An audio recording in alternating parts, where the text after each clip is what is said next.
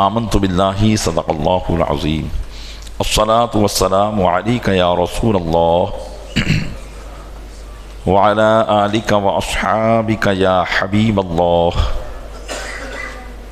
الصلاة والسلام علیک یا نبی اللہ وعلی آلک واصحابک یا نور اللہ۔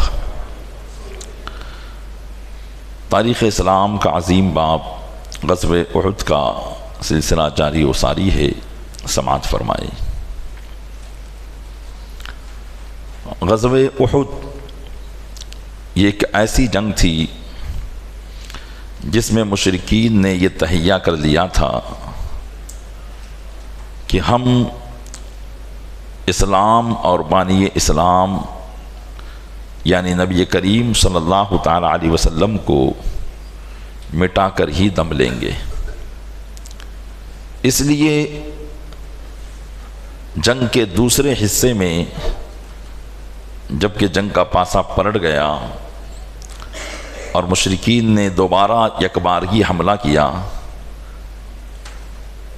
اس وقت مشرکین کے ہر بڑے بہادر کی تلاش یہی تھی کہ وہ نبی کریم صلی اللہ علیہ وسلم کو ڈھونڈ رہا تھا،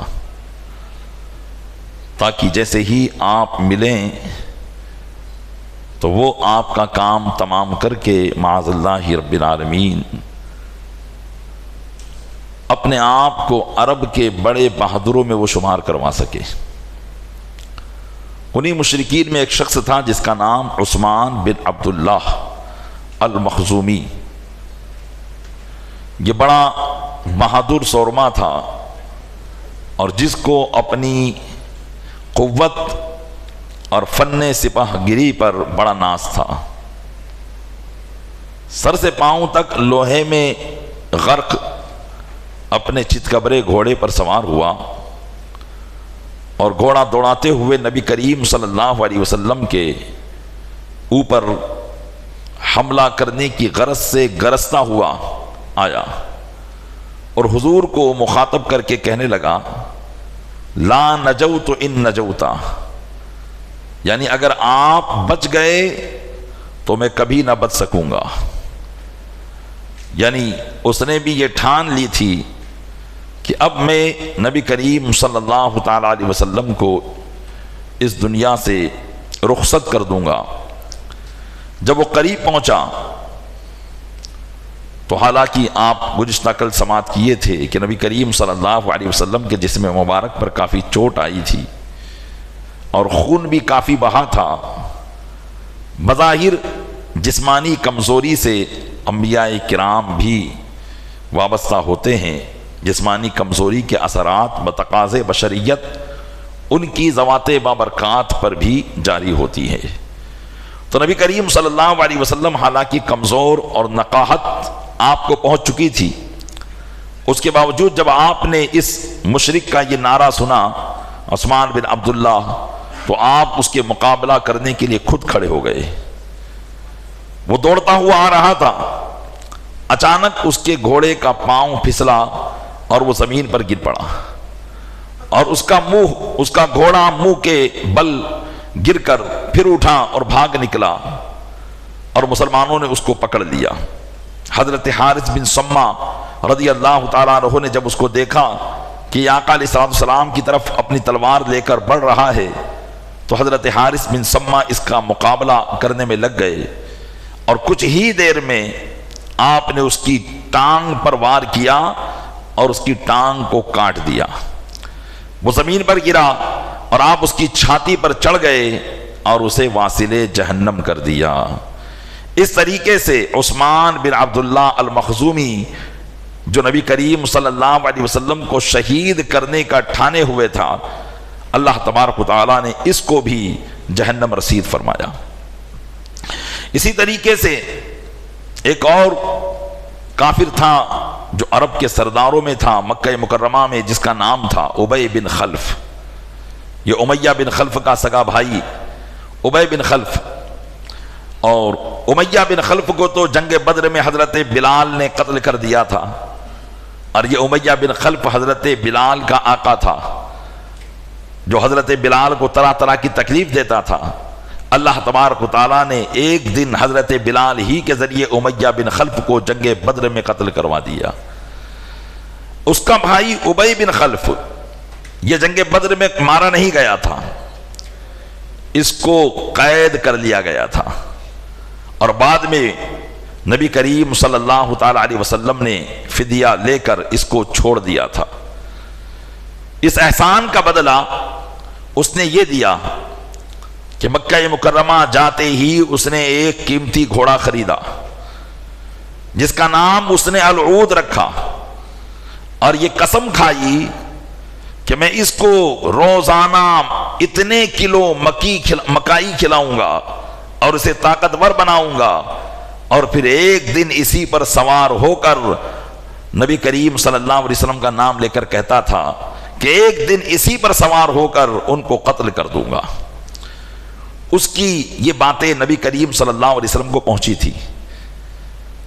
جب آپ مدینہ منورہ میں تھے تو کسی نے آپ کو بتایا کہ یا رسول اللہ ابی بن خلف آپ کو قتل کرنے کے در پہ ہے، اور اس نے قسم کھا رکھی ہے کہ وہ کبھی نہ کبھی آپ کو قتل کرے گا۔ تو نبی کریم صلی اللہ علیہ وسلم نے ارشاد فرمایا بل انا اقتلہ انشاءاللہ، بلکہ اگر اللہ نے چاہا تو میں اسے قتل کروں گا۔ نبی کریم صلی اللہ علیہ وسلم نے اسی وجہ سے یوم احد صحابہ کرام کو یہ ارشاد فرما دیا تھا کہ دیکھنا ابی بن خلف کی طرف توجہ رکھنا کہ کہیں وہ پیچھے سے آ کر کوئی وار نہ کرے، کیونکہ نبی کریم صلی اللہ علیہ وسلم جنگ میں کبھی پیچھے مڑ کر نہیں دیکھا کرتے تھے، اس لیے کہ یہ بھی ایک بہادری کا معاملہ تھا کہ جو جنگ میں پیچھے مڑ کر دیکھ لے تو گویا کہ وہ بھاگنے کا ارادہ کرے گا۔ اس لیے آقا علیہ السلام کبھی بھی جنگ میں پیچھے مڑ کر نہیں دیکھا کرتے تھے۔ تو ارشاد فرمایا کہ ابی بن خلف کا خیال رکھنا کہ کہیں وہ ہمارے پیچھے سے حملہ نہ کر دے، اور جب تم اسے دیکھو تو مجھے اطلاع دینا۔ چنانچہ ابی بن خلف بھی اس دن اس فراق میں تھا کہ اگر محمد صلی اللہ علیہ وسلم مجھے مل گئے تو میں اپنی قسم کو پورا کروں۔ اتنے میں اس نے نبی کریم صلی اللہ علیہ وسلم کو دیکھ لیا کہ وہ آقا صلی اللہ علیہ وسلم صحابہ کرام کے جھرمٹ میں تھے۔ یہ اس وقت کی بات ہے جبکہ آپ کو زخم بھی لگ چکے تھے، اور صحابہ کرام نے آپ کو گھیرے میں لے رکھا تھا۔ یہ بہت خوش ہو گیا، سر سے پیر تک پورا لوہے کے لباس میں جکڑا ہوا تھا، کہیں بھی کوئی جگہ ایسی نہیں تھی خالی کہ جہاں پر نیزہ یا تلوار اس کے جسم پر مارا جا سکے۔ البتہ سر اور جسم کے لباس کے درمیان، چونکہ ہیلمیٹ جو پہنیں گے تو پورا ظاہر سی بات ہے کہ اگر سر سے اس کو جوڑ دیا جائے تو پھر آدمی گردن نہیں جھکا سکے گا، تو اس لیے گردن یعنی اس سے نیچے والا لباس اور اوپر جو سر پہ اس نے خود ہیلمیٹ پہن رکھا تھا اس کے درمیان صرف ایک ہلکی سی جگہ خالی تھی جو لوہے سے نہیں جکڑی ہوئی تھی، ورنہ پورا جسم اس کا لوہے میں قید تھا۔ اور یہ اسی طریقے سے نبی کریم صلی اللہ علیہ وسلم کے پاس آیا اور غرض کر کہنے لگا آئین محمد لا نجوت ان نجا، محمد صلی اللہ علیہ وسلم کہاں ہیں؟ اگر آج وہ بچ گئے تو میں بچ نہیں پاؤں گا۔ چنانچہ بہت سے مسلمان آگے بڑھے، مجاہدین آگے بڑھے کہ اس گستاخ کا راستہ روکا جائے۔ بہادروں اور شجاعتوں کا ایک جم غفیر وہاں جمع ہو گیا کہ ابی بن خلف کو روکا جائے تاکہ وہ آقا صلی اللہ علیہ وسلم کو کوئی تکلیف نہ پہنچائے۔ تو نبی کریم صلی اللہ علیہ وسلم نے بلند آواز سے فرمایا کہ سب ہٹ جاؤ، سب ہٹ جاؤ، دعوہ وخلوا طریقہ، اسے چھوڑ دو اور اس کا رستہ خالی کر دو، اس کو آنے دو ہمارے پاس۔ چنانچہ نبی کریم صلی اللہ علیہ وسلم کا اس فرمان سن کر صحابہ کرام الگ الگ ہٹ گئے۔ اب اس پر بھی کچھ اس طرح کا رعب طاری ہوا کہ اتنے سارے مجاہدین ان کی مدد کے لیے آگے بڑھے لیکن سب کو ہٹا دیا گیا ہے، اور میرے لیے راستہ خالی کر دیا گیا تاکہ میں جاؤں اور آرام سے ان کو شہید کر دوں۔ اس بات کی وجہ سے اس کے دل میں کچھ خوف پیدا ہوا کہ آخرکار بات کیا ہے۔ جب وہ ادھر ادھر دیکھنے لگا تو آقا علیہ السلام نے فرمایا یا کذاب این تفروا، اے جھوٹے کہاں بھاگا چلا جا رہا ہے، میرے قریب آ۔ چنانچہ نبی کریم صلی اللہ علیہ وسلم کے پاس میں ایک صحابی حضرت حارث بن سما رضی اللہ تعالیٰ عنہ کھڑے ہوئے تھے، جن کے ہاتھ میں نیزہ تھا۔ نبی کریم صلی اللہ علیہ وسلم نے بڑے جوش میں ان کے ہاتھ سے نیزہ چھینا اور ایک جھرجھری لی، جس کو دیکھ کر صحابہ کرام بھی تاب نہ لا سکے۔ پھر حضور اکرم صلی اللہ علیہ وسلم خود آگے بڑھے۔ اس سے پہلے کہ وہ تلوار کا کوئی وار کرتا، نبی کریم صلی اللہ علیہ وسلم نے اپنے نیزے سے صرف ایک جو جگہ خالی تھی اس کی گردن پر صرف ایک درار آپ نے مار دی، جیسے کوئی چھری سے ہاتھ کٹ جاتا ہے، صرف اس طریقے سے اس کو مار دیا۔ جیسے ہی اسے مارا، اس قدر اس کو درد ہوا کہ گش کھا کر نیچے لڑکنے لگا اور بیل کی طرح ڈکار کر واپس پیچھے پلٹا اور بھاگنے لگا، اور پورے میدان میں یہ چلاتا رہا، قتلنی محمد قتلنی محمد، محمد صلی اللہ علیہ وسلم نے مجھے مار ڈالا، محمد صلی اللہ علیہ وسلم نے مجھے مار ڈالا۔ جب وہ مشرکین کے پاس پہنچا تو ان سے کہا کہ اے ابے، تیرا جسم تو پورا لوہے سے ڈھکا ہوا ہے، کہیں جسم پر کوئی زخم کا داغ نہیں ہے، اس کے باوجود کہ تو کہہ رہا ہے کہ قتلنی محمد، محمد صلی اللہ علیہ وسلم نے مجھے مار ڈالا۔ ہمیں تو تیری اس بزدلی پر ہنسی آتی ہے کہ اتنے چیرے سے تو اس قدر شور برپا کر رکھا ہے کہ تو نے پورے میدان کو سر پر اٹھا لیا ہے۔ تو ابی بن خلف کہنے لگا، قسم خدا کی، محمد صلی اللہ علیہ وسلم نے جو زخم مجھے لگایا ہے، اگر اس زخم کا درد پورے قبیلے اور برادری والے پر بانٹ دیا جائے تب بھی کم ہوگا۔ نہیں معلوم کہ انہوں نے کیسی مار ماری ہے کہ مجھے سکون تک نہیں مل پا رہا ہے۔ چنانچہ پیارے اسلامی بھائیو، یقیناً نبی کی شان یہی ہوا کرتی ہے۔ نبی بظاہر شکل و صورت میں وہ ہماری طرح ہوتے ہیں، لیکن ان کی طاقت اور ان کی قوت کا اندازہ کوئی لگا نہیں سکتا ہے۔ بظاہر علماء فرماتے ہیں کہ ایک نبی میں 100 جنتیوں کی طاقت ہوتی ہے، اور جبکہ ایک جنتی کے اندر کتنی طاقت ہوگی؟ دنیا کے 100 طاقتور انسانوں کی طاقت ایک جنتی میں ہوگی، اور نبی کے اندر 100 جنتیوں کی طاقت ہوا کرتی ہے۔ یہی وجہ تھی کہ نبی کریم صلی اللہ علیہ وسلم نے صرف ایک چیرا لگایا تھا، جس کی وجہ سے ابی بن خلف مر گیا۔ تھوڑے ہی دن بعد وہ زخم ایسا کاری ثابت ہوا کہ مکہ بھی نہ پہنچ پایا تھا کہ راستے ہی میں مر گیا۔ تو یہ نبی کی طاقت ہوا کرتی ہے۔ حضرت موسیٰ علیہ نبینا وعلیہ الصلوۃ والتسلیم نے ایک فرعونی کو صرف ایک ٹھوسا مارا تھا، وہ ایک ٹھوسے ہی میں انتقال کر گیا تھا۔ تو یہ نبی کی طاقت ہوتی ہے۔ اعلیٰ حضرت فرماتے ہیں، جس کو بارے دو عالم کی پرواہ نہیں، ایسے بازو کی قوت پہ لاکھوں سلام۔ دونوں عالم کا بوجھ ان کے بازوؤں پر ہوا کرتا ہے۔ لیکن یہ اور بات ہوتی ہے کہ انبیاء اکرام علیہ نبینا علیہ السلام بڑے رحیم و کریم ہوتے ہیں، اللہ کے بندوں پر بڑے رحم کرنے والے ہوتے ہیں، اس لیے کبھی اپنی طاقت کا مظاہرہ لوگوں کے سامنے کرتے نہیں ہیں، لیکن جب ضرورت پڑتی ہے تو پھر اس طاقت کا مظاہرہ کیا جاتا ہے۔ الغرض اس طریقے سے ابی بن خلف بھی فی النار جہنم ہوا۔ اسی طریقے سے ابو سفیان بھی اس دن نبی کریم صلی اللہ علیہ وسلم کی تلاش میں تھے، چونکہ ایک افواہ یہ بھی پھیل رہی تھی، کیونکہ شیطان نے 3 مرتبہ جنگ احد میں، میدان احد میں یہ اعلان کیا تھا، قد مات محمد صلی اللہ علیہ وسلم، کہ محمد صلی اللہ علیہ وسلم انتقال کر چکے ہیں، شہید ہو چکے ہیں وہ۔ تو ابو سفیان جو کہ سپہ سالار تھا، اسے بھی اس بات کی پرواہ ہوئی، اور وہ بھی اس بات کو دیکھنے کے لیے آگے بڑھا تاکہ اگر محمد صلی اللہ علیہ وسلم شہید کیے جا چکے ہیں تو یہی ان کا مقصد تھا، یہی ان کا مقصد تھا، اور جب مقصد کامیاب ہو گیا تو اب لڑنے سے کوئی مطلب نہیں ہے، اب ہمیں واپس لوٹ جانا چاہیے۔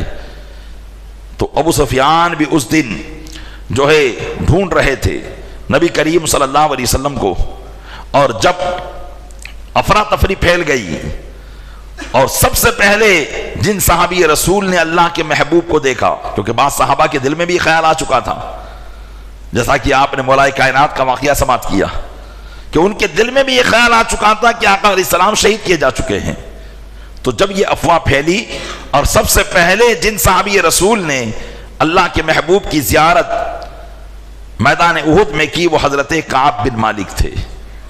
جب انہوں نے دیکھا کہ نبی کریم صلی اللہ تعالیٰ علیہ وسلم بنفس نفیس تشریف فرمائے ہیں تو چیخ چیخ کر انہوں نے اعلان شروع کر دیا، اے صحابہ، اے نبی کریم صلی اللہ علیہ وسلم کے عاشقوں، آ جاؤ، تمہارے آقا و مولا یہاں تشریف فرما ہے۔ چنانچہ صحابہ کرام تک جہاں جہاں آواز پہنچی وہ لوگ دوڑ دوڑ کر نبی کریم صلی اللہ علیہ وسلم کی بارگاہ میں آنے لگے، اور چونکہ مشرکین بھی اس وقت تلاش کر رہے تھے اس لیے آقا صلی اللہ علیہ وسلم نے حضرت کعب بن مالک کو اپنے ہونٹوں پر انگلی رکھ کر اشارہ کیا کہ خاموش ہو جاؤ، یہ اعلان نہ کرو۔ چنانچہ ابو سفیان نکلا اور ڈھونڈنے لگا کہ نبی کریم صلی اللہ علیہ وسلم آیا حیات ہیں یا شہید کیے جا چکے ہیں۔ تو ابو سفیان کو ابن قمیہ ملا جس نے آپ پر حملہ کیا تھا اور آپ اس کی وجہ سے گڑھے میں تشریف لے آئے تھے۔ تو ابن قمیہ نے کہا کہ ہاں، میں نے محمد صلی اللہ علیہ وسلم کو ہلاک کر دیا ہے۔ کہا سچ کہتے ہو؟ کہا ہاں سچ کہتے ہوں۔ تو ابو سفیان نے کہا تب تو تمہارا ایسا استقبال کیا جائے گا جیسے عجم کے بادشاہوں کا استقبال کیا جاتا ہے۔ لیکن ابو سفیان کو اس کی بات پر پھر بھی مکمل اعتماد نہ آیا، لہٰذا وہ میدان کا دورہ کرنے لگا اور جگہ جگہ دیکھنے لگا، لاشوں کو تلاش کرنے لگا کہ محمد صلی اللہ تعالیٰ علیہ وسلم کہاں ہیں۔ جب وہ پورے میدان کا چکر کاٹ چکا اور اکثر مقتولین کو اس نے دیکھ لیا تو اسے پھر شک ہوا، تو اتنے میں اسے خالد بن ولید ملے۔ خالد بن ولید بھی اس وقت اسلام نہیں لائے تھے۔ ان سے پوچھا کہ اے خالد، کیا تم نے محمد صلی اللہ علیہ وسلم کو دیکھا ہے یا ان کی کچھ خبر ہے؟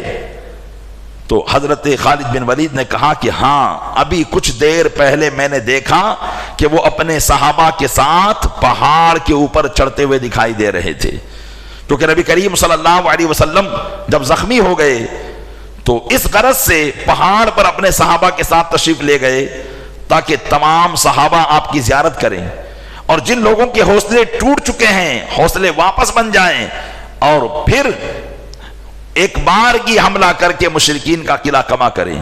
اس لیے نبی کریم صلی اللہ علیہ وسلم پہاڑ پر تشریف لے گئے تھے۔ غرض کی جب خالد بن ولید کی بیانی ابو سفیان نے سنا تو اسے یقین ہو گیا اور اس نے کہا کہ ضرور ابن قبیہ نے جھوٹ سے کام لیا ہے، اس نے حضور کو قتل نہیں کیا ہے۔ پیارے اسلامی بھائیوں، جنگ احد ہو یہ جنگ بدر ہو، اس میں صرف مسلمان مرد صحابہ کرام ہی ایسے نہیں تھے جو اللہ کے محبوب صلی اللہ علیہ وسلم کی ذات پر اور اسلام کی مدد پر اپنی جان کو پیش کرتے ہوں، بلکہ مسلمان خواتین بھی پیش تھی۔ کئی مسلم عورتیں، علماء فرماتے ہیں کہ تقریباً خود نبی کریم صلی اللہ علیہ وسلم کے خاندان کی 14 خواتین اس جنگ احد میں شامل تھی، اور دیگر قبیلوں کی اور بھی عورتیں، ان کا کام یہ تھا کہ یہ زخموں کی مرہم پٹی کرتی، مجاہدین کو پانی پلاتی اور ان کے لیے دوسرے انتظامات کرتی تھی۔ انہی میں حضرت ام عمارہ رضی اللہ تعالی عنہا تھی۔ علماء بیان کرتے ہیں کہ حضرت ام عمارہ رضی اللہ تعالیٰ عنہا پہلے تو مشکیزے کو لاد کر لاتی اور پانی پلاتی، لیکن جب مسلمانوں میں افراتفری پھیلی اور مرد حضرات بھاگنے لگے تو حضرت ام عمارہ رضی اللہ تعالیٰ عنہا نے اپنی پیٹھ پہ سے مشکیزہ پھینکا اور تلوار اٹھائی اور اسلام کے لیے لڑنے میں برسر پیکار ہو گئی۔ جو بھی کافر آپ کی طرف آتا آپ اسے ڈھکیل کر پیچھے ہٹا دیتی، اور موقع ملتا تو تیروں کی بارش کرتی، اور جو بھی نبی کریم صلی اللہ علیہ وسلم پر حملہ کرنے کے لیے آتا تو حضرت ام عمارہ اس کافر کو پیچھے ہٹانے کی کوشش کیا کرتی تھی۔ نبی کریم صلی اللہ تعالیٰ علیہ وسلم حضرت ام عمارہ کی اس جانثاری کو بھی دیکھ رہے تھے اور ارشاد فرما رہے تھے کہ حضرت ام عمارہ یہ وہ ہیں کہ اللہ تبارک و تعالی ان کو جنت میں میرا ساتھ عطا فرمائے گا۔ نبی کریم صلی اللہ علیہ وسلم نے ان کے لیے دعا بھی کی۔ حضرت ام عمارہ کو اور جوش آیا اور پھر آقا صلی اللہ تعالی علیہ وسلم کے لیے انہوں نے بھی اپنی ساری طاقت لگائی اور لڑتی رہی یہاں تک کہ اللہ تبارک و تعالیٰ نے ان کو صحابہ میں وہ مقام عطا کیا کہ بعد میں ہر صحابی ان کی عزت کیا کرتے تھے۔ ایک مرتبہ حضرت عمر فاروق اعظم رضی اللہ تعالیٰ عنہ کے زمانے میں کسی ملک سے کافی چادریں آئی، ان چادروں میں ایک بہت اعلیٰ قسم کی چادر تھی، تو کسی نے حضرت عمر فاروق اعظم کو یہ مشورہ دیا کہ آپ یہ چادر اپنی بہو یعنی حضرت عبداللہ بن عمر کی بیوی کو دے دے۔ تو حضرت عمر فاروق اعظم رضی اللہ تعالیٰ عنہ نے فرمایا ابعثوا به الى من احق منها الى ام عمارہ نصیبہ بنت کعب۔ آپ نے فرمایا کہ اس چادر کو اس عورت کے پاس بھیج دو جو میری بہو سے بھی زیادہ اس کی حقدار ہے، اور وہ ام عمارہ نصیبہ بنت کعب ہیں۔ کہتے ہیں اس لیے کہ میں نے رسول اللہ صلی اللہ علیہ وسلم کو فرماتے ہوئے سنا کہ ملتفت یمینا ولا شمالا یوم احد الا رأیتها تقاتل دونی، کیونکہ نبی کریم صلی اللہ علیہ وسلم فرماتے تھے کہ میں جنگ احد میں یوم احد اپنے دائیں بائیں دیکھتا تھا کہ ام عمارہ وہاں کھڑی ہو کر مجھ تک کسی دشمن کو پہنچنے نہیں دیتی تھی۔ یہ حضرت ام عمارہ رضی اللہ تعالیٰ عنہ ہیں۔ پیارے اسلامی بھائیو، غور کریں کہ کس طریقے سے اسلام کے نام پر ان صحابہ کرام نے، ان کے گھر والوں نے اپنی جانوں کو قربان کیا ہے، کس طریقے سے بڑھ چڑھ کر انہوں نے حصہ لیا۔ کیوں لیا؟ کیا مقصد تھا؟ ان کا کون سا مستقبل اس سے وابستہ تھا؟ انہیں کون سی زمین جائیداد اور جاگیری ملنے والی تھی؟ ایسی کوئی بات نہیں تھی، بلکہ یہ تو دنیا کو پرے ہٹا دیا کرتے تھے۔ دنیا اگر ان کے پاس آتی تو اللہ کی راہ میں خرچ کر دیا کرتے تھے، مال غنیمت انہیں ملا کرتا تھا تو زمین جائیداد بنا کر نہیں رکھا کرتے تھے۔ ہاں، اگر ان کا مقصد تھا تو بس ایک ہی مقصد تھا، وہ اسلام کے لیے اس لیے اپنی جان کو لٹا رہے تھے، اپنے گھر والوں کو اس لیے قربان کر رہے تھے کیونکہ اسلام کی مدد کرنے سے انہیں اللہ کی رضا حاصل ہوا کرتی تھی۔ وہ اللہ کی خوشنودی چاہتے تھے جو ایک مسلمان کے لیے سب سے قیمتی سرمایہ ہے۔ اسی وجہ سے اللہ تبارک و تعالیٰ نے قرآن کریم میں ان کے اس مقصد پر مہر لگاتے ہوئے ارشاد فرما دیا رضی اللہ عنہم ورضوا عنہ، کہ اللہ ان سے راضی ہے اور یہ اللہ سے راضی ہو گئے ہیں۔ یہ مقصد ان کو دنیا میں مل چکا تھا، دنیا ہی میں اس مقصد کا اعلان ان کے درمیان کر دیا گیا تھا۔ یقیناً پیارے اسلامی بھائیوں، جو اللہ کے دین کی مدد کرتا ہے اللہ تبارک و تعالیٰ اس کی مدد فرماتا ہے۔ ہمیں بھی کسی نہ کسی طریقے سے اللہ کے دین کی مدد کرنا چاہیے، مال کے ذریعے، اولاد کے ذریعے، خود اپنی ذات کے ذریعے۔ ایسا نہیں کہ بھئی صبح اٹھے، کمانے گئے، کھایا پیا، آ کر سو گئے۔ دین کی جو بھی ضرورت ہو، مدارس ہو، مساجد ہو، یا مسلمان جو غربت میں ہیں، یا وہ مسلمان جو غربت کی وجہ سے معاذ اللہ مذہب چینج کرنے پر مبتلا ہو جاتے ہیں، ایسے مسلمانوں کے ایمان کو بچانا اور ایسے لوگوں کو برائیوں سے بچانا یہ ہر مسلمان پر فرض بنتا ہے۔ دیکھیے انہوں نے کیسی کیسی آفتوں کو جو اسلام پر آتی تھی اپنے بازو کی قوت سے روک دیا۔ ہم بھی چاہتے ہیں پیارے اسلامی بھائیوں، ہم بھی یہ کام کر سکتے ہیں۔ دین کا کام ہر مسلمان پر لازم ہے، یہ نہیں کہ اس کام کو صرف مبلغین کریں یا علماء کریں، ہر مسلمان دین کا داعی ہے۔ صحابہ کرام یقیناً ان کا مقام و مرتبہ بہت بلند و بالا ہے، لیکن ان میں ایسا نہیں تھا کہ کوئی مسجد کا امام تھا، یا ایسا نہیں تھا کہ وہ کسی دارالافتاء کے مفتی تھے۔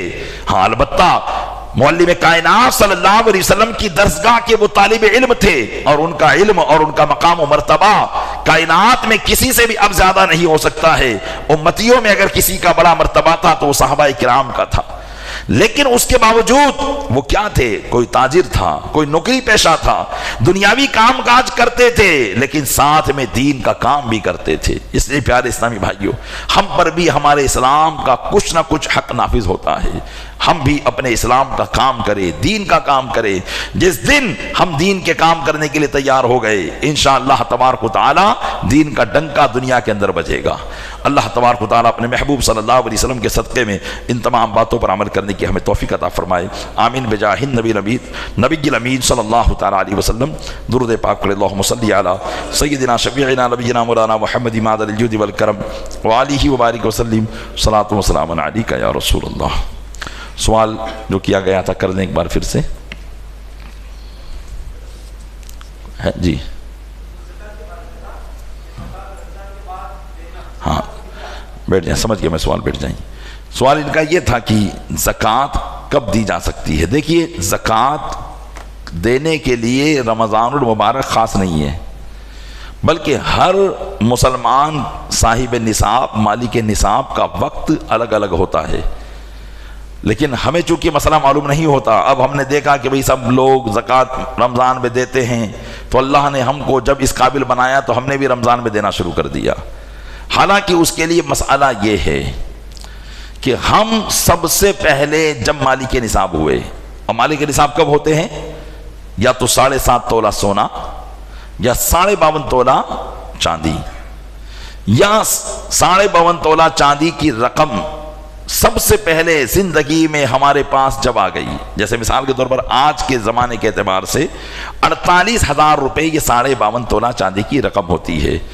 تو سب سے پہلے جب ہمارے پاس آئی، اب ہم ہو گئے مالک نصاب، لیکن زکوٰۃ ابھی فرض نہیں ہوگی۔ جیسے مثال کے طور پر محرم کی 10 تاریخ کو ہمارے پاس 48,000 روپے آئے، اب ہم مالک نصاب ہو گئے، اور ہمارے اوپر کسی کا قرضہ بھی نہیں ہے، اور یہ 48,000 روپے اللہ تعالیٰ نے منافع میں یا کسی بھی ذریعے سے ہمیں عطا کیے۔ اب سال آگے بڑھا، یہاں تک کہ ان 48,000 میں کمی بھی ہوئی، کبھی زیادتی بھی ہوئی، یہاں تک کہ جب واپس دوسرا سال محرم کی 10 تاریخ کا آیا تو اب یہی 48,000 اس 10 تاریخ کو بڑھ کر 1,00,000 روپے ہو گئے۔ تو اب یہ میرا 1 سال پورا ہو گیا۔ اب محرم کی 10 تاریخ جو ہے یہ میرا نصاب کا دن بن جائے گا، اور اسی دن مجھے زکوٰۃ نکالنا واجب ہوگا۔ اگر میں نے محرم کی 10 سے 11 کر دی تو اب میں گنہگار ہو جاؤں گا، کیونکہ فرض کی ادائیگی میں تاخیر کر رہا ہوں، لیٹ کر رہا ہوں۔ جیسے ہم نماز کو قضا کر کے پڑھیں تو قضا کرنے کا گناہ ملے گا، اسی طریقے سے زکوٰۃ واجب الادا ہو جانے کے بعد اگر زکوٰۃ کو ادا کرنے میں تاخیر کریں گے تو گنہگار ہوں گے۔ تو یہ جو ہے اس طریقے سے ہر ایک کا نصاب کا دن جو ہے وہ سال میں ہوتا ہے، لیکن اب ہمیں معلوم نہیں ہوتا۔ اس لیے یا تو پہلے اس کو معلوم کریں، معلوم کرنے کی کوشش کریں، کیونکہ آدمی کے پاس پیسہ یا تو خود کی کمائی سے آتا ہے، یا پھر ایسا ہوتا ہے کہ والدین نے اب کسی دن اس کو سارا معاملہ سونپا اور کہا کہ لو آج سے اتنا پیسے کا ہم نے تم کو مالک بنا دیا، اب اسی پیسے سے تم کاروبار شروع کر دو۔ تو جس دن اس کو وہ پیسہ دیا اور وہ پیسہ نصاب کو پہنچ رہا ہے، 48,000 کو پہنچ رہا ہے، تو اس دن وہ مالک نصاب ہو گیا۔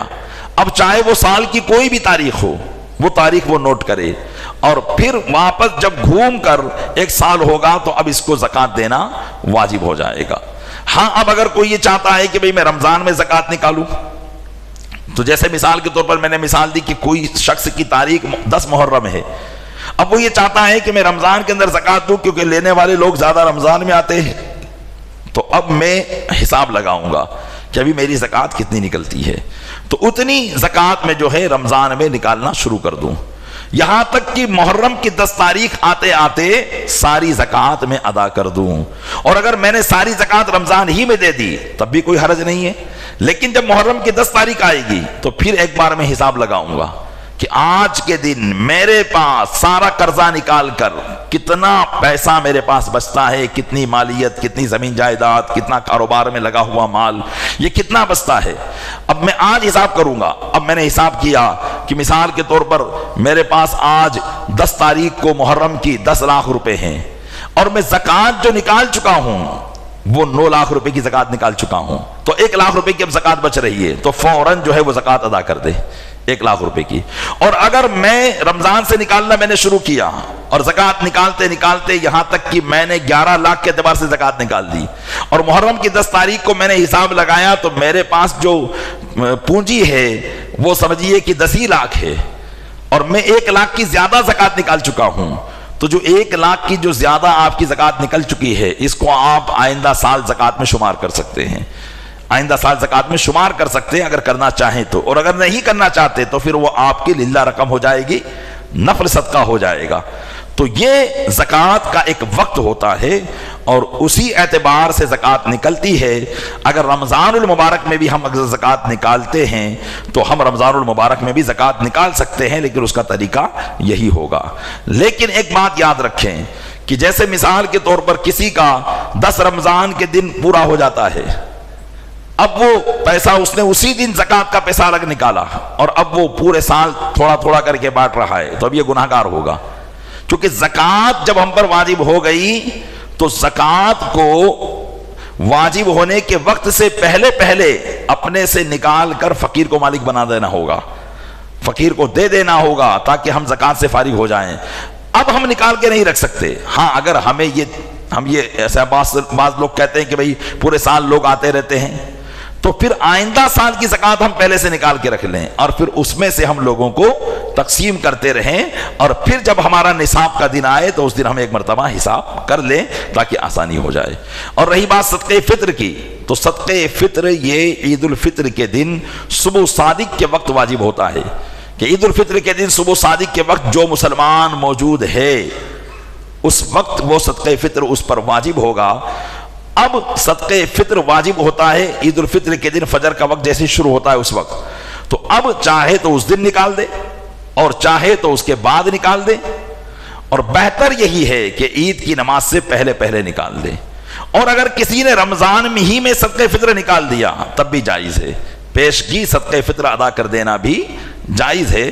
تو بہرحال غریبوں کی مدد کے لیے اور ان کی آسانی کے لیے اگر پورے سال ہم یہ صدقہ و خیرات کا سلسلہ جاری رکھیں تو یہ زیادہ بہتر ہوگا، کیونکہ 20 سالوں میں بھی بہت سے لوگ جو ہے پریشان حال ہوتے ہیں اور ہم پھر ان کی وہ مدد نہیں کر پاتے ہیں۔ تو ایکسٹرا زکوٰۃ اگر ہم نکال کر رکھ لیں تو وقت آنے پر ہم کسی بھی مسلمان کی مدد کر سکتے ہیں۔ اللہ تبارک و تعالی ہمیں شرعی مسائل پر صحیح طریقے سے عمل کرنے کی توفیق عطا فرمائے۔ ایک اور سوال کرنا ہو تو کر لیجیے جی۔